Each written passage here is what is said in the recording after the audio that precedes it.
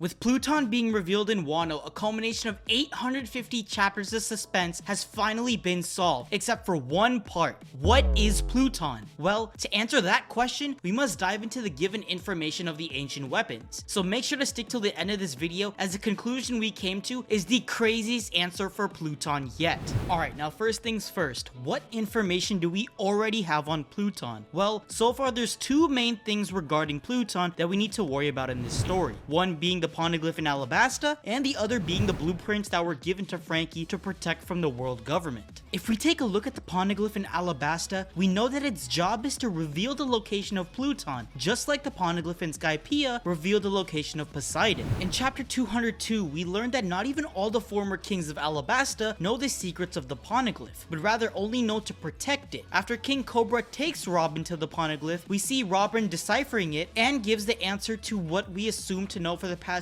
850 chapters. Pluton exists, but Robin withheld the information on where specifically it is, which led to Crocodile going into full rage mode, saying he'll search the entire country if he has to. But according to last week's chapter, that would have been for nothing. Robin finally reveals to us that the poneglyph in Alabasta says that Pluton is in Wano, and Kozuki Sukiyaki confirms that this is true. Next, let's look at the blueprints that were passed down to Frankie. We obviously know that the blueprints that were passed down from shipwright to shipwright in Water 7 were blueprints of Pluton, but Frankie reveals some interesting information, and that's the fact that the blueprints serve two purposes. In chapter 399, Frankie tells us that the blueprints he has are indeed for Pluton, but it sort of comes with a backup plan as well. If Pluton were to fall in the wrong hands, like Spandam for example, the blueprints serve as a way to counter Pluton. According to Frankie, the original architect intended for another counter Pluton to be made in case the first one fell into the wrong hands. Now, many people speculate that the reason Frankie burned the blueprints was because he already memorized the content it had, and whether it was consciously or unconsciously in the back of his head, he then created the 𝚲𝚘𝚙𝚒𝚘 only a couple days after. At the time, he was quite unsure of Nico Robin's intentions, calling her a dangerous woman. With that in mind, not being able to trust anybody, he burned the blueprints himself, so what's left is the huge secret that he kept. Before diving into the secret of Pluton, be sure to subscribe to both myself and Preach, since this theory took a very long time to come up with. Now, here's the very interesting part. With this information of the real Pluton being in Wano, and possibly the counter of said Pluton being the 𝚲𝚘𝚙𝚒𝚑, what could Pluton even be? And then it hit me. But we could only learn about Pluton's real nature 568 chapters later. We move 20 years into the past, where we see the Roger pirates trying to understand the poneglyphs in Fishman Island. With Oden on their side, they can easily read the poneglyphs, and with some quick thinking, we learn that the ancient weapon Poseidon is a mermaid princess who can talk to the sea kings, and they only come once every few centuries. But what intrigued me even more is the conversation between King Neptune and Roger. Roger becomes quite inquisitive on how Poseidon could be a mermaid and seen as a weapon. He asks Charlie when the mermaid princess will be born, and Neptune says he's quite disappointed with Roger's ambition to know about the mermaid princess's death. And this next line is what seals it for me, what pretty much changes the whole perspective on all the ancient weapons. Rayleigh then says to Neptune that they're not looking for the weapons, but for the people who called it a weapon. Oda himself even bolds the word called here on purpose, to emphasize that the ancient weapons might not even be considered weapons in the first place, but are only labeled as such. Rather than weapons, we should see them as allies, and we've already seen that Joy Boy had a friendly relationship with the previous Poseidon, and Luffy has a similar, possibly even better relationship with Shirahoshi. Now, if we were to combine the aspects of a friend rather than a weapon in Pluton, which is a ship, what would you get? That's right, it would be none other than the 𝚲𝚘𝚙𝚒𝚑. The 𝚲𝚘𝚑𝚘𝚑 is the soul or spirit of the ship, and it takes form if the ship itself is well taken care of. We've already seen how powerful a 𝚲𝚘𝚑𝚘𝚑 can be, as we see the Gory Mary pushing itself to help the Straw Hats escape for one last ride. Still brings tears to my eyes this very day. But one more thing to note about the 𝚲𝚘𝚑𝚘𝚑 is that it's coincidentally one of the main points in the same arc where Pluton is the main point of the story. Not to mention, chapter 351 is where we see a debriefing from Frankie on the 𝚲𝚘𝚑𝚘𝚑, and in the very next chapter, we see CP9 raid the old shop of Tom's workers, looking for the blueprints of the ancient weapon Pluton. Now, you must be wondering, how in the world are the 𝚲𝚘𝚑𝚘𝚑 supposed to communicate? How can Pluton even be used? The answer is simple, and it once again goes back to the evidence of what we've seen before in Poseidon, the voice of all things. We know that the power of Poseidon is to communicate and lead the Sea Kings, but we can already see Oden and Roger being being able to understand what the Sea Kings are saying, mainly because of the voice of all things. We see Roger also use the voice of all things to figure out the messages stored in the poneglyphs, so we pretty much see examples of the voice of all things being used to communicate with the power of the ancient weapon and inanimate objects like poneglyphs. So to combine those things together, we once again come to one concept, the 𝚬𝚘𝚒𝚘𝚜. Alright, now I'm gonna leave it to Preach to talk about how Pluton might even be used in the future. Take it away, Preach. Thanks for having me, and like Prince mentioned before, Frankie has been tied to Pluton from the very start all the way back during my favorite peak fiction Water 7 and Enies Lobby. Tom really saw something in Frankie and Iceberg, but as we know, Frankie is a main character here as a member of the Straw Hat, so that gives him a high chance of still being tied to Pluton to this very day. Although Frankie destroyed the blueprints, it's possible that there will still be blueprints in Wano, and a lot of people think that Frankie actually stored the blueprints in his own cyborg mind. I think Robin is the key to awakening Pluton, as we've seen many times with Iceberg hinting at this, and maybe even the 𝚬𝚘𝚎𝚑, and maybe we are waiting for Wano's borders to be opened when Pluton is reawakened. Frankie's flashback goes all the way back to Inherited Will, a huge theme that is focused on throughout the entire series, and just like Robin has inherited the will of her people, the O'Harans, Frankie has inherited centuries of generations being raised by Tom, the legendary shipwright. And if Frankie really is destined to recreate the ancient weapon Pluton, or the counter anti-Plutons, how exactly do you go above and beyond and to create something that can stop it? Well, what if Oda has been foreshadowing it all throughout Frankie's character? Because in the flashback where we see Frankie first reacting to the ridiculous battleship of Pluton, we also find out about Frankie's passion for creating the Battle Frankies. He puts in so much care and love to literally bring his ships to life. And another thing to consider is that Frankie always knew about the 𝚬𝚘𝚒𝚑𝚜 legend, so what would happen if he could find a way to bring the souls into his creation? Creating Pluton is truly a terrifying idea, especially with Frankie, who has the potential to create a fleet of super battle Frankies. The true fear of the blueprint's existence was the possibility of creating a replica or devastating weapon, but for Frankie, who has in his own flashback said that he will create Pluton one day, I believe that he will shock the world when he has an army of these devastating powers that can flip the world upside down. The possibility of a 𝚬𝚘𝚒𝚑𝚜 Pluton is that it can have a mind of its own and fight without having to be commanded at all times. If what Prince said about the 𝚬𝚬𝚒𝚑𝚜 having the voice of all things, it's possible that Momonosuke and Luffy could command it telepathically. And I also think it's interesting how fast Frankie is able to build these ships in Wano, so it makes me think that if he builds even 4 or 5 new Plutons, it will be possible as long as they have the right resources. Tom is the one who tells Frankie to love all of his creations, and what if he was actually telling this to Frankie so that whenever he does create the Plutons one day, he can make sure that Frankie actually does create 𝚬𝚘𝚒𝚑𝚜 Plutons in the future. If you look back at how Frankie was as a child and he was always passionate about creating warships, I think this could be a great progression for his character, bringing Tom's death all full circle.